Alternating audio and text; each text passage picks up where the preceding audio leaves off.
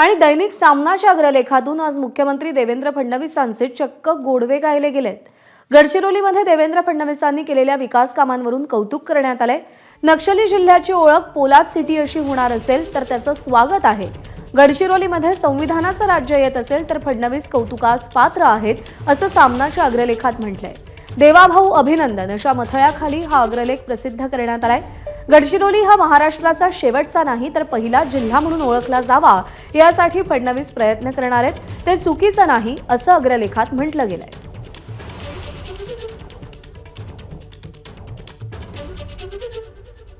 सामनाच्या अग्रलेखात काय लिहिलंय आपण पाहतोय।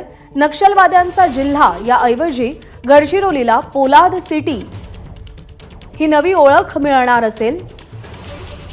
विद्यमान मुख्यमंत्री ती ओळख मिळवून देणार असतील तर त्याचं स्वागत करायला हवं।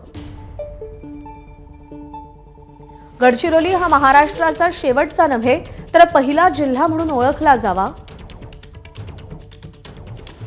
यासाठी फडणवीस प्रयत्न करणार आहेत, ते चुकीचं नाही। फक्त गडचिरोलीच्या विकासाचा हा विडा आपण तिथल्या सामान्य जनता आणि गरीब आदिवासी यांच्यासाठी उचललाय। कोणा खाण सम्राटांसाठी नाही हे दाखवून देण्याची काळजी देवाभाऊंना घ्यावी लागेल, तरच नवीन वर्षाच्या सूर्योदयापासून गडचिरोलीच्या परिवर्तनाची सुरुवात झाली हा त्यांचा वादा खरा होईल। बीडमध्ये बंदुकीचं राज्य कायम असलं तरी सुद्धा गडचिरोलीमध्ये संविधानाचं राज्य येत असेल तर मुख्यमंत्री फडणवीस कौतुकास पात्र आहेत। एबीपी माझा, उघडा डोळे बघा नीट।